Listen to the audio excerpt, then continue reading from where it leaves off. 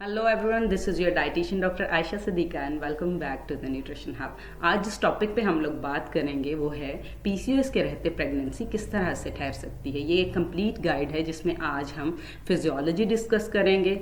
हम ये डिस्कस करेंगे कि पीसीओएस क्या है, ये किस वजह से होता है, इसके साथ कौन कौन से रिस्क फैक्टर्स एसोसिएटेड हैं, इसकी अलामात क्या हैं, इसमें कौन कौन सी दवाई ली जा सकती है प्रेग्नेंट होने के लिए, और एक दफ़ा अगर प्रेगनेंसी ठहर गई है तो उसके बाद लाइफस्टाइल मॉडिफिकेशंस क्या हैं, आपको किस तरह की डाइट रखनी है ताकि मदर और उसका जो बच्चा है जो कि अभी दुनिया में आना है वो हेल्दी रह सकें। और एक बार जब बेबी पैदा हो गया है तो उसके बाद लैक्टेशन के पीरियड में किस तरह से आप लोगों को बिहेव करना है, आपको दवाई लेनी है कि नहीं लेनी, और डाइट का पैटर्न क्या रहेगा। आज हम ये सारी की सारी बातें जो हैं वो डिस्कस करेंगे। तो जी अपनी कॉपी पेंसिल निकाल लीजिए, वीडियो को स्टार्ट करते हैं।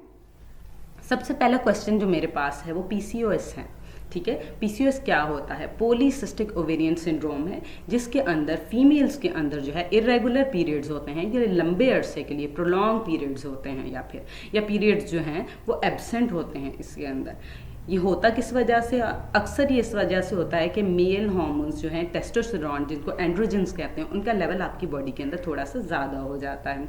ओवरीज जो हैं वो छोटे छोटे फ्लूइड के भरे हुए सैक्स जिसको हम सिस्ट कहते हैं या फॉलिकल कहते हैं उसको बनाना शुरू कर देती हैं। आपकी ओवरी का साइज थोड़ा सा बढ़ जाता है सिस्ट की प्रेजेंस की वजह से, और वो सिस्ट क्या करता है, आपके एग को सराउंड कर लेता है और उसको फर्टिलाइज नहीं होने देता, उसको रिलीज नहीं होने देता।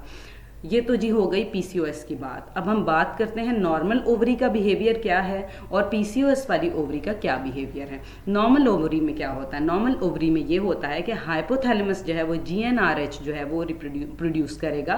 वो जीएनआरएच जो है वो एंटर हो जाएगा आपके पिट्यूटरी ग्लैंड में, जो कि रिलीज करेगा एफएसएच को और ल्यूटिनाइजिंग हार्मोन को, एलएच को। ये एफएसएच और एलएच जो हैं ये ट्रेवल करते हैं ब्लड स्ट्रीम के थ्रू और ओवरी के अंदर एंटर हो जाते हैं, और ओवरी जो है फिर एग की प्रोडक्शन करती है। जब अंडा बन जाता है तो वो जो एग है वो ट्रेवल करता है यूट्रस के अंदर, ठीक है। और यूट्रस के जब वो एग आ जाता है तो या तो फिर वो फर्टिलाइज होके वहीं पे रह जाता है, और अगर उसकी फर्टिलाइजेशन नहीं हुई, ठीक है, तो एग जो है वो रिलीज हो जाएगा और नॉर्मल मेंस्ट्रुअल साइकिल जो है वो स्टार्ट हो जाएगा। पीसीओएस के केस में क्या होता है? पीसीओएस के केस में ये होता है जीएनआरएच जिसकी साइक्लिक प्रोडक्शन है, ठीक है, नॉर्मल मैनर में उसकी जो है प्रोडक्शन बहुत ज़्यादा होना शुरू हो जाती है। वो रैपिडली रिलीज़ करता है थ्रू आउट द डे। जब वो रैपिडली रिलीज़ करता है थ्रू आउट द डे तो आपका जो एफएसएच का लेवल है और ल्यूटिनाइजिंग हार्मोन का लेवल है उसको वो डिस्टरप्ट कर देता है। आपका ल्यूटिनाइजिंग हार्मोन जो है उसका लेवल बॉडी के अंदर ज़्यादा हो जाता है और एफएसएच का लेवल बॉडी के अंदर कम हो जाता है। इस वजह से, इस डिस्ट्रप्शन की वजह से क्या होता है कि बॉडी के अंदर एंड्रोजन्स का लेवल जो है वो ज़्यादा हो जाता है, टेस्टोस्टेरोन का लेवल बढ़ जाता है। जब टेस्टोस्टेरोन का लेवल बढ़ जाता है तो ये इनहिबिट कर देता है आपकी ओव्यूलेशन को, एग की प्रोडक्शन को। ये होता है जी पीसीओएस के केस में, और इस वजह से इरेगुलर पीरियड्स होते हैं या पीरियड्स होते हैं। सिम्टम्स की अगर मैं बात करती हूँ तो सिम्टम्स में जो पहला सिम्टम हम देखते हैं वो इरेगुलर पीरियड्स हैं, इनफ्रीक्वेंट पीरियड्स हैं, या फिर बहुत ज़्यादा प्रोलॉन्ग मेंस्ट्रुअल ड्यूरेशन इसके अंदर आ जाता है। अगर हम बात करते हैं कोई एग्जाम्पल की, अगर हम बात करते हैं तो किसी भी औरत को अगर 9 से कम मरतबा एक साल के अंदर पीरियड्स आएँ और एक पीरियड से दूसरे पीरियड के दरमियान जो 35 दिन का या उससे ज़्यादा का गैप हो, तो हम बात करेंगे जी कि ये पीसीओएस पेशेंट है। ये सिम्टम है पीसीओएस का। सिम्टम सेकेंडली अगर हम बात करते हैं कि उसकी बॉडी में एंड्रोजन्स का लेवल बहुत ज़्यादा हो, टेस्टोस्टेरोन का लेवल बढ़ जाए। टेस्टोस्टेरोन का लेवल बढ़ जाएगा तो डेफिनेटली हाइपर इंसुलिनीमिया भी होगा, इंसुलिन का लेवल बढ़ जाएगा, इंसुलिन रेजिस्टेंस भी हो सकती है। इंसुलिन रेजिस्टेंस क्या होती है? इंसुलिन रेजिस्टेंस ये होता है आपके पैंक्रियाज के बीटा सेल्स जो हैं वो इंसुलिन को प्रोड्यूस करते हैं ताकि ब्लड के अंदर शुगर मेटाबोलाइज हो सके, ठीक है। ब्लड में जब शुगर मेटाबोलाइज हो जाएगी तो आपकी बॉडी को एनर्जी मिलेगी। आपका मेन प्रिकर्सर जो एनर्जी का है वो है शुगर, ठीक है। तो इंसुलिन रेजिस्टेंस के केस में क्या होता है कि आपका जो शुगर का लेवल है, आपकी जो शुगर है उसके मेटाबोलाइज नहीं हो रही, वो लिवर में एंटर नहीं हो रही, वो आपके मसल्स में ग्लाइकोजन के फॉर्म में स्टोर नहीं हो रही, और आपकी बॉडी को जो एनर्जी चाहिए वो नहीं मिल रही, ठीक है।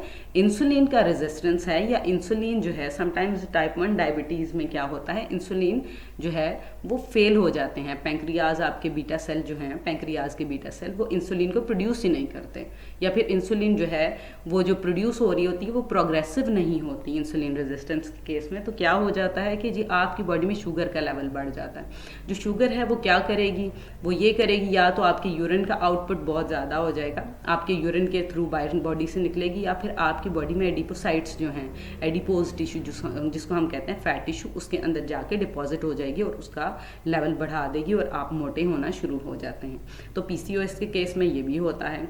अब एक और बात करते हैं लार्ज ओवरीज। लार्ज ओवरीज जी इस वजह से होती हैं कि उसके अंदर सिस्ट प्रेजेंट होता है जो कि सराउंड कर लेता है एग। ये भी सिम्टम है। कॉजेस की बात करते हैं। सबसे पहली कॉज जो मैंने अभी डिस्कस की है वो है एक्सेस इंसुलिन।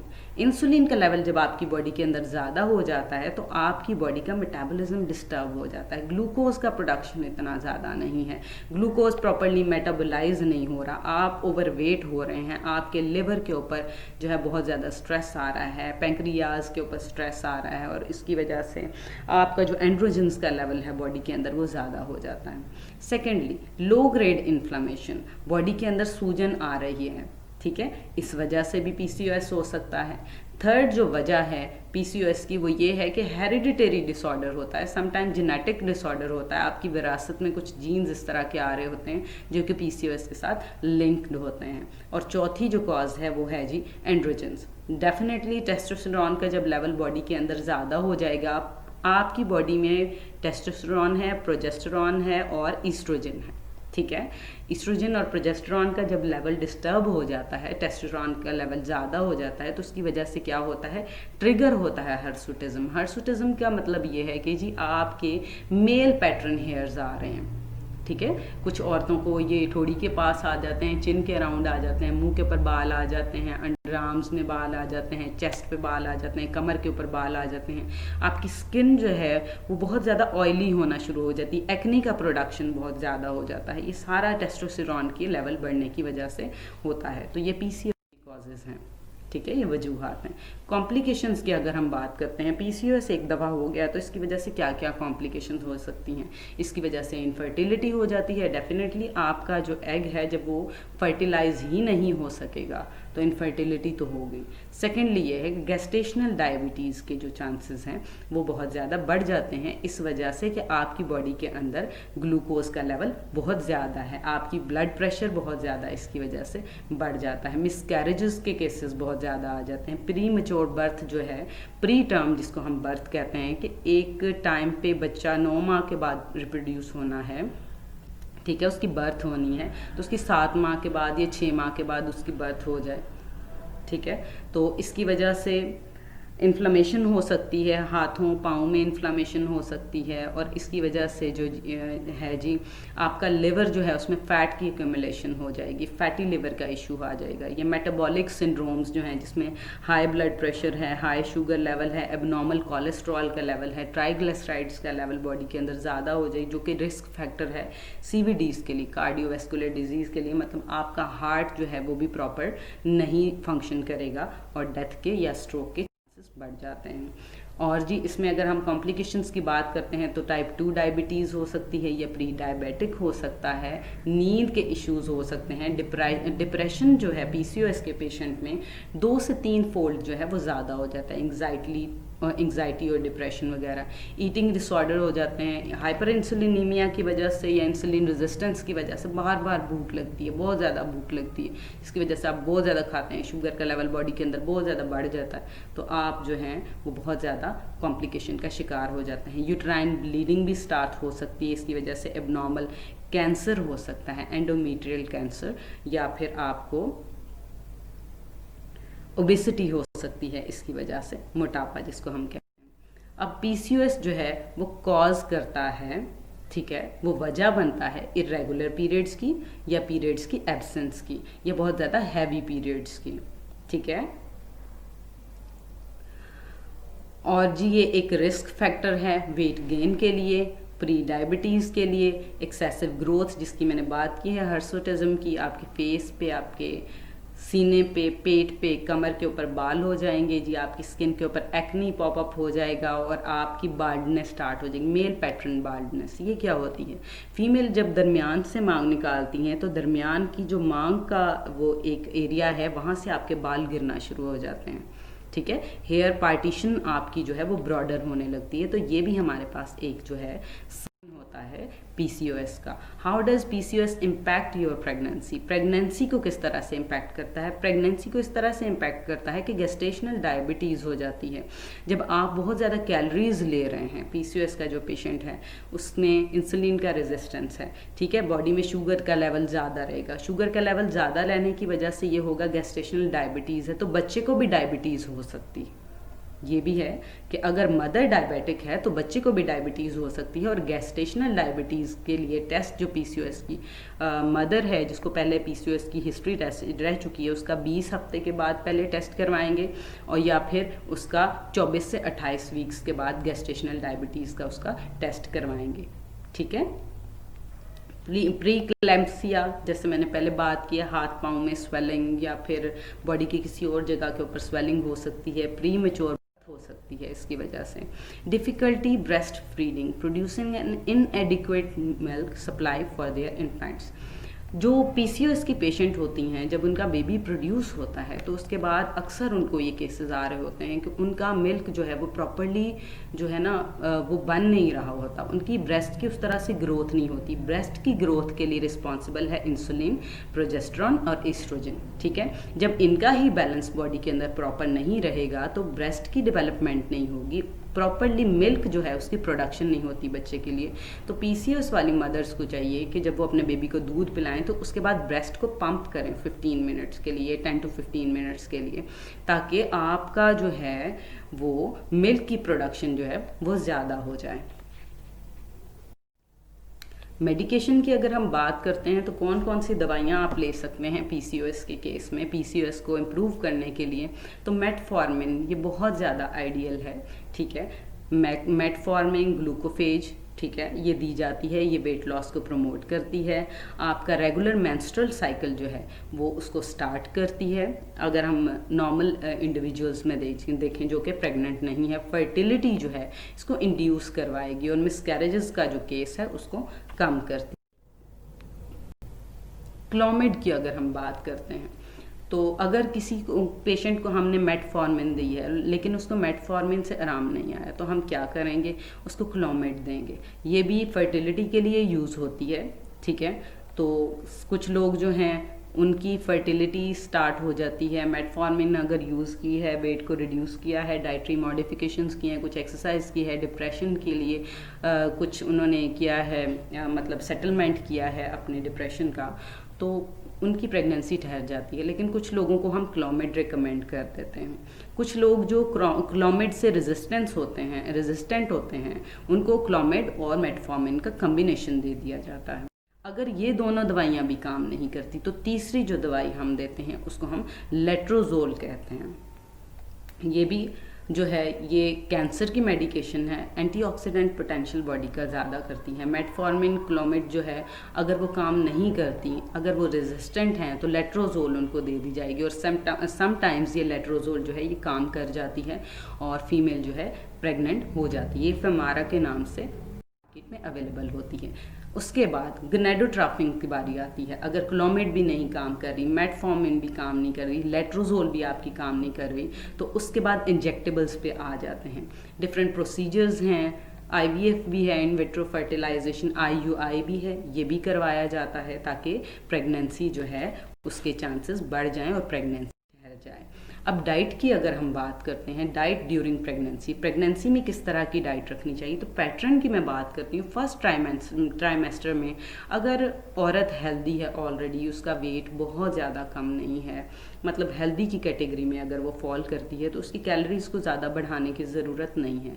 सेकेंड ट्राइमेस्टर में 300 कैलोरीज ज़्यादा करें और जो आपका थर्ड ट्राइमेस्टर उसमें 500 कैलोरीज ज़्यादा करें। सेकंड और थर्ड में कैलोरीज ज़्यादा करने की वजह यह है कि बॉडी की डेवलपमेंट हो रही है, बेबी की डेवलपमेंट हो रही है, ऑर्गन्स की उसकी डेवलपमेंट हो रही है, स्किन की डेवलपमेंट हो रही है, उसको प्रॉपर नरिशमेंट चाहिए, ठीक है। इसलिए हम कैलोरीज को थोड़ा बढ़ा देते हैं। प्रोटीन्स की अगर हम बात करते हैं, हमारे पास जो मैक्रोज हैं उसमें कार्ब्स, प्रोटीन्स और फैट्स हैं। तो प्रोटीन्स की अगर हम बात करते हैं तो प्रोटीन्स में कौन कौन सी जो ऑप्शंस हैं वो आइडियल हैं। उसमें ग्रास फेड ऑर्गेनिक मीट है, ठीक है जी। आप अगर एनिमल ओरिजिन का मीट इस्तेमाल करना चाहते हैं तो आप कोशिश करें कि ऑर्गेनिक मीट हो, ग्रास फेड हो, बहुत ज़्यादा ये डिफरेंट मतलब हार्मोन इंजेक्शंस वाला वो ना हो। और फिश की अगर बात करते हैं तो ओमेगा 3 और ओमेगा 6 फैटी एसिड उसमें पाए जाते हैं। प्रोटीन्स में अंडे बहुत अच्छे हैं। आइज़ का डेवलपमेंट, जो ब्रेन का न्यूरल ट्यूब का जो डेवलपमेंट है उसमें बहुत ज़्यादा हेल्पफुल साबित होते हैं। और अगर हम फैट्स और लिपिड्स की बात करते हैं तो फैट्स और लिपिड्स भी अगर हमें वेजिटेबल ओरिजिन से मिल जाए तो ये बहुत ज़्यादा इम्पॉर्टेंट रोल प्ले करता है, क्योंकि बेबी के ब्रेन का डेवलपमेंट हो रहा है, उसका न्यूरोलॉजिकल सिस्टम जो है वो लार्जली डिपेंड करता है लिपिड्स के ऊपर। तो हमें लिपिड्स जो हैं बहुत ज़्यादा सोच समझ के लेने हैं। बहुत बेहतरीन फॉर्म हमें जो है लिपिड्स की चाहिए। उसके अंदर नट्स है, कोकोनट ऑयल है, प्लांट मिल्क है, उसमें एग्स हैं।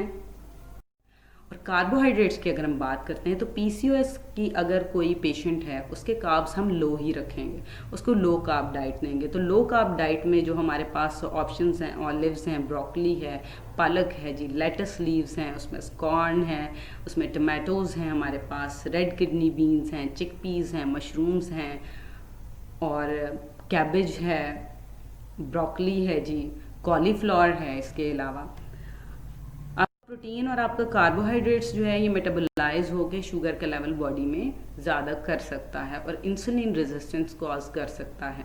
इसलिए हम मॉडरेट कार्ब्स यूज़ करते हैं, ठीक है। और कार्बोहाइड्रेट्स जो हैं वो भी कंट्रोल्ड क्वांटिटी में, लो कार्ब डाइट जो है वो हम यूज़ करते हैं, लेकिन कैलोरीज पूरी लेनी है। और फैट्स एक ऐसी चीज़ है, आपका पोटाशियम 4700 मिलीग्राम जो कि रिक्वायर्ड होता है एक दिन में, और फैट्स एक ऐसी चीज़ है जो कि इंसुलिन रेजिस्टेंस के अगेंस्ट काम करती है। ये इंसुलिन का स्पाइक जो है वो नहीं करवाती बॉडी के अंदर। अब फूड की जो डिफरेंट चॉइसेस हमारे पास अवेलेबल हैं जो कि खाई जा सकती हैं, उसमें बनानाज हैं, फुली राइपन बनाना ना हो, रॉ फॉर्म में हो, सिट्रस फ्रूट्स हैं, ब्रसेल्स स्प्राउट्स हैं, ठीक है। अगर ब्रसेल्स स्प्राउट्स नहीं मिल रहे आपके तो आप कैबेज को भी खा सकते हैं, कॉलीफ्लावर वगैरह ले सकते हैं, क्यूसिफरस वेजिटेबल्स।